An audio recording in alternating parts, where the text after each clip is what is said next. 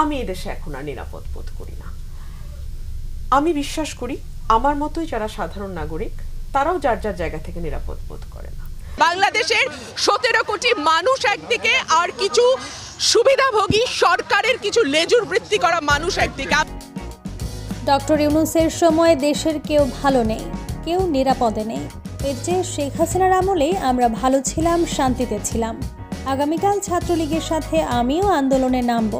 হঠাৎ শেখ হাসিনার পক্ষ নিয়ে একই বললেন ব্যারিস্টার রুমিন ফারহানা। আগামীকাল হিন্দু নেতা চিন্ময় কৃষ্ণ দাসের জামিনের শুনানি। সেই রায়কে কেন্দ্র করে ভারত ইতিমধ্যে পদক্ষেপ নিয়েছে।